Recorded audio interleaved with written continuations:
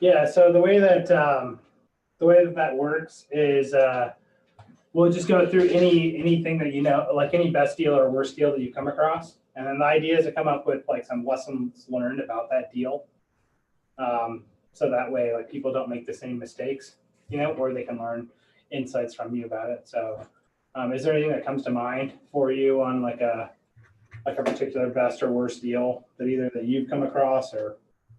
Well, okay. Are we trying to keep it in the realm of like, because I have all sorts of stories, but It can go in any realm. It doesn't have to be real estate. It can be anything.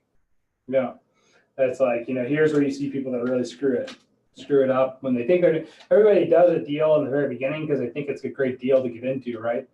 So there's somewhere along the way where like the spidey senses usually go off, but people ignore it, and then it turns into be a bad deal for them in a lot of situations. So, is there anyone in particular that comes to mind to talk about that you go deep into? Let's see.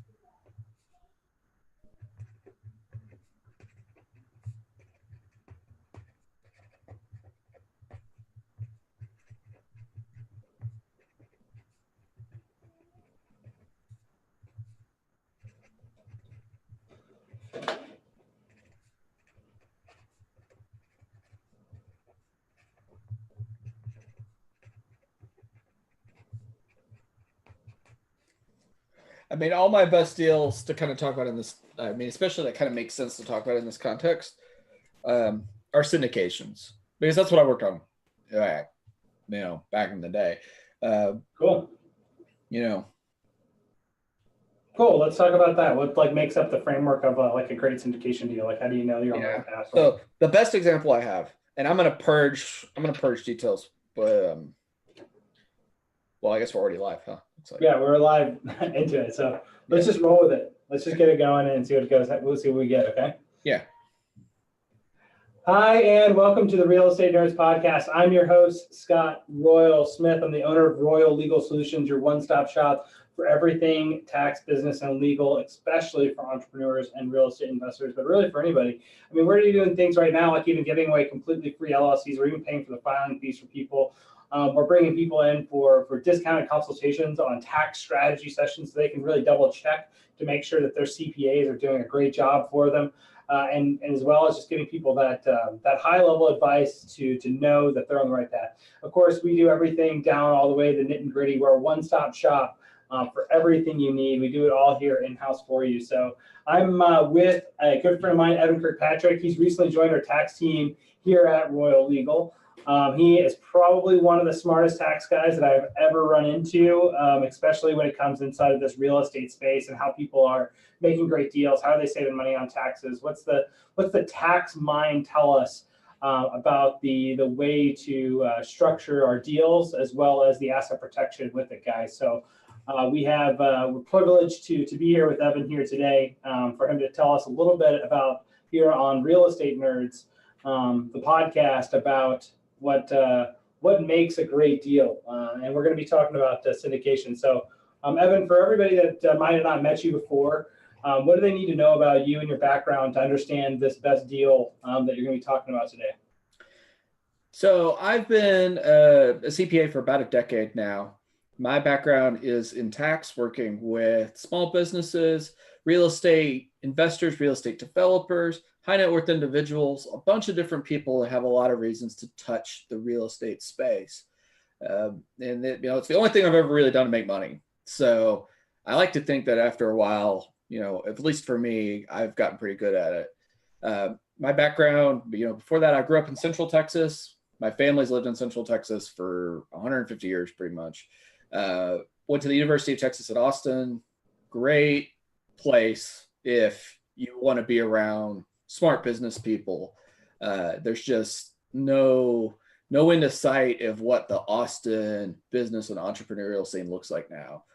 And I don't think anyone really expected that 25 years ago. And it's just become a boom town in every way right now.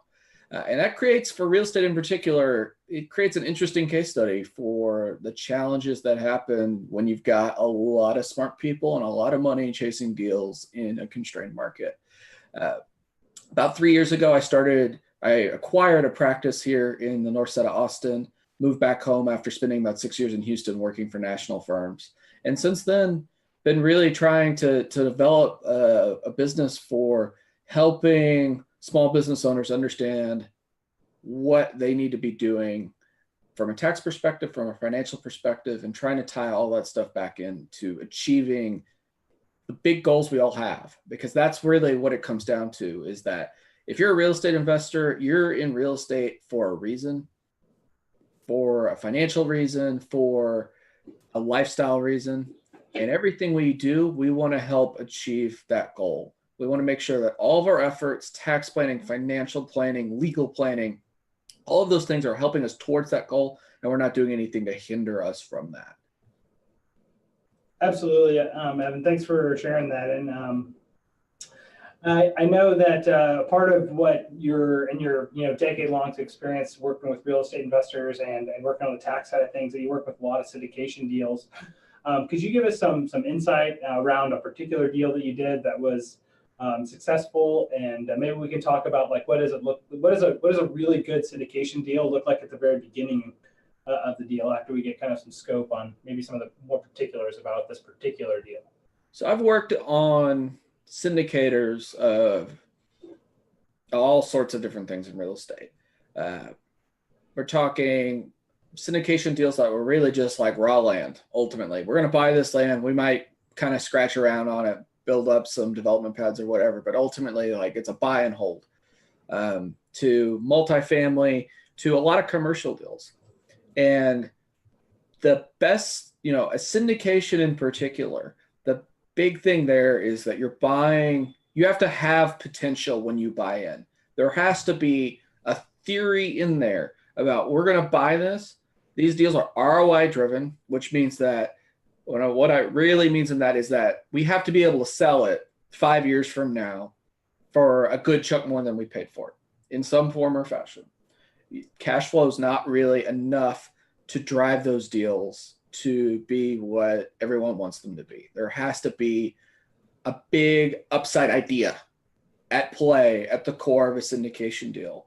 When you're doing single owner real estate, especially when you're kind of dealing with small residential, single family, duplexes, fourplexes, that sort of thing, you can buy on pure cash flow. And that makes sense. And that's kind of what those assets are best at, unless you're actively trying to flip them. But if you are doing a syndication deal, the way that they are structured is incentivized for there to be big upside. The guy that's running the deal, and some of you hearing this are probably, if you're in small real estate deals, most of the guys that I talk to that are starting out in single family, they're all like, yeah, I want to get into multifamily someday. And then some of those people are going to be, yeah, I want to get into commercial or storage centers or whatever. You have to have, the way those deals are structured as the developer, you've got to have that big upside play at the core, because it's not a singles and doubles game. It is a home run game. And you make the money on the deals that really outperform. Incremental improvements aren't going to be enough in that context. So what do you see when you're looking at a particular syndication deal?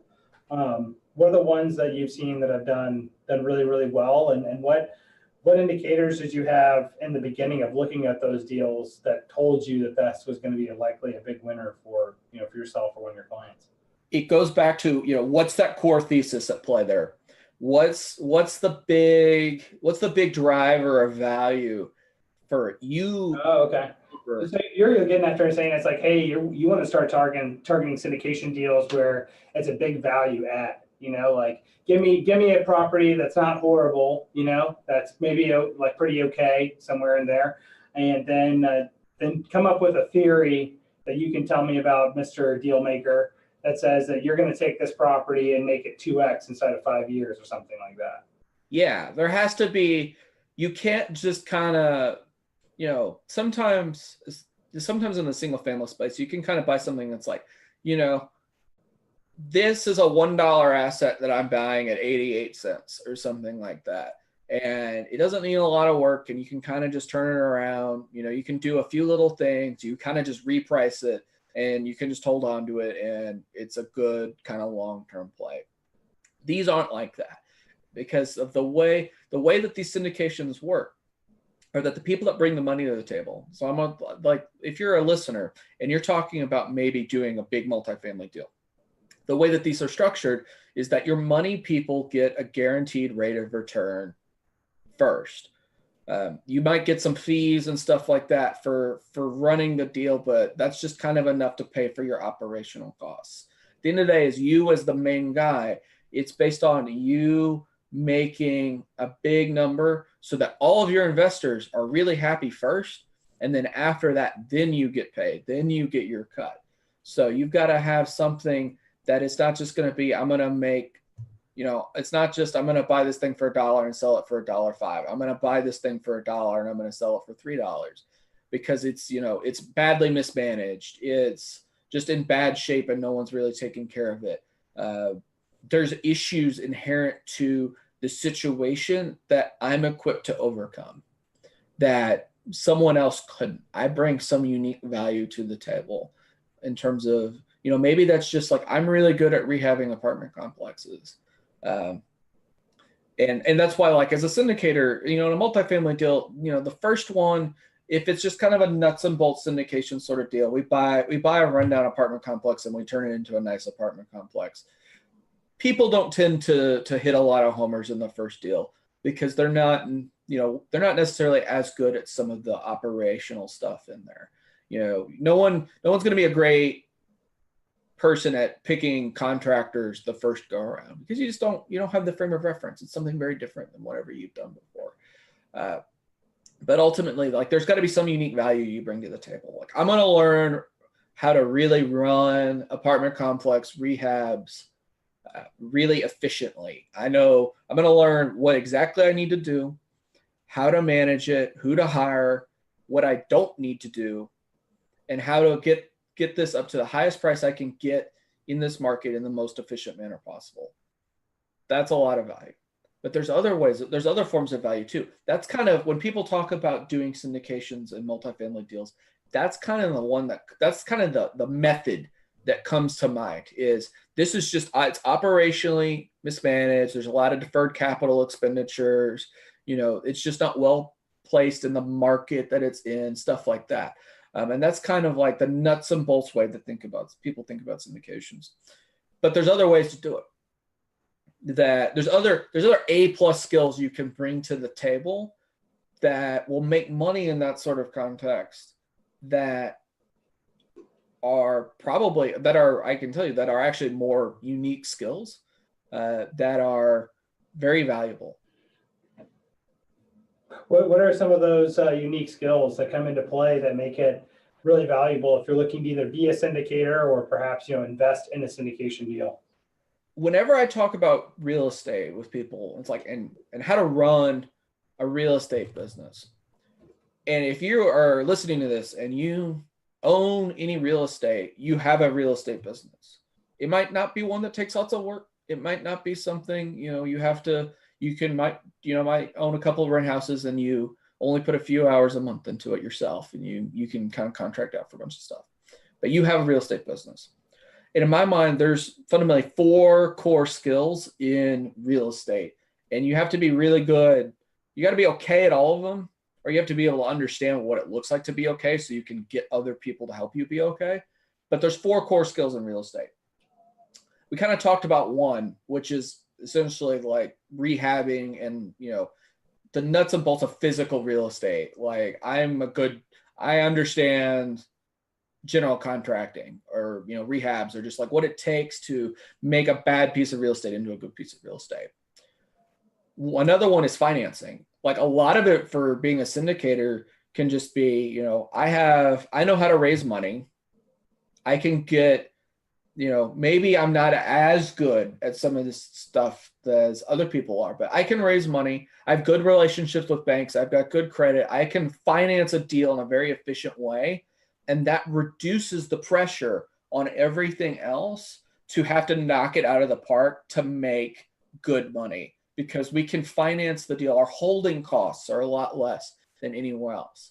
And that's a networking based skill. Another one, and in a lot of ways, in my opinion, this is the most valuable one because it's the most scalable one in a lot of ways, is I'm really good at finding deals. Of whatever kind of deal I'm looking for, I'm just really good at making sure I get more than my fair share. I'm the biggest dog at the bowl when it comes to, I want a certain kind of apartment complex, or I want a certain kind of duplex, or I want a certain kind of small strip center or something like that. And out there on the market, there are deals like this, and there are a lot of people. It doesn't matter what kind of real estate deal that you're looking for right now. This is not 2008, and 2008 or 2009 are not coming back anytime soon, most likely. Even if there's some price retraction, it's just not going to be like it was a decade ago. And so it doesn't matter what your real estate niche is right now. In this bigger pockets world where there's all this information out there that we're adding to today, there's going to be a lot of people hunting whatever kind of deal it is you're looking for. And you have to, if you know how to get more than your fair share by the relationships you have with realtors or your marketing campaign, or, you and your team have a great operation, essentially cold calling owners and getting a much higher percentage of good deals through than other people in your space. In a lot of ways, as a syndicator or as a single family, whatever kind of real estate guy you are, if you can get deals that meet your criteria and you can get more than you should, considering your circumstances, that is the best way of all to kind of be able to get what you need to get. And, that scales. And what I mean by scale is that means you can do more of them. If I can find deals and I'm good enough at the operational stuff and I'm good enough at getting the money and I can find deals, that, your sky's the limit there. The fourth and final, in my opinion, skill, which is harder to describe in a lot of ways, or it's harder to kind of understand, but is honestly maybe the most important one, is building a team. Because you can find other people to do the things you're bad at. I'm a tax guy. The reality is that's what I do. People don't want to do their own tax returns. People don't want to have to understand the tax code, nor should they. It's very complicated. It doesn't make sense for a single person, any one person, to go and understand all the stuff I know, because I've been doing it for a decade and I can't sit here and say I understand everything about the tax code. So it doesn't make sense for people to go out there and learn all the stuff I do. So they pay me to do it. And you can do that in most of the stuff about real estate. That's what general contractors are for. That's what real estate brokers are for. That's what banks are for. That's what any number of professional services that are out there are designed to do. But you have to also get those people to want to talk to you, to want to do business with you, to an extent want to favor your success over their own. Because they like you and they want to keep doing business with you, and they know that you respect them and that you respect what they want to do, and you're also there to help them. And you can gather a group of people around you to help you to do success, to help you fill in the gaps, or when you fall down, they'll pick you back up. Or it's, here's this deal out here and I could do something with it, but I know that you'll do well if I bring it to your plate. And building that team together, that's the most scalable thing of all in a lot of ways. If you can get people to want to work with you and you show that you respect them and you'll help them reach their goals, that more than anything else can fill in all the deficiencies in anything else. Sage advice there, Evan. Very, very cool. Well, one thing I always like to wrap up every Real Estate Nerds episode with a lesson learned from it. And one thing that you reminded me of here today is it's just keep it high, make sure you're hitting your base hits, make sure you're keeping the high level things checked off, where are you the strongest? Where am I the strongest in what I'm doing? Am I the deal maker? or where do I fit into this team of people to be able to make a successful real estate transaction come through? If you were going to leave the audience with like a lesson learned from the day, what would that be? Do what you're good at. In that matrix, it's easy, it's easy to listen to people like us and, people that share their knowledge as part of what they do. And whenever you hear the most recent one, it's easy to be like, I can do that. But each person like us that kind of tells you about what we see as the route forward or anything like that, everyone's kind of coming from the angle of, this is what my best skill is. Everyone out there as an investor, you have to know or figure out what it is that you're really strong at. And you structure everything you're doing to leverage that skill. You don't want to spend time shoring up all the deficiencies, because you can, if you're running any sort of operation, you can go down the list and there's 95 things you can be doing on any given day. There's always going to be that core skill that you have that you're better than your peers. And that's what you want to use to leverage to find your success. For me, that's tax and finance. Like I understand numbers, and I understand how to relate numbers to people's real situations. It wouldn't make sense for me to spend all my time, like I'm going to go run some H&R Block shop that's all about scale and volume and like how do we get people in and out as quickly as possible. That's not what I'm the best at. I'm best at kind of helping people understand their overall situation. So I'm going to build a business that try to take advantage of that.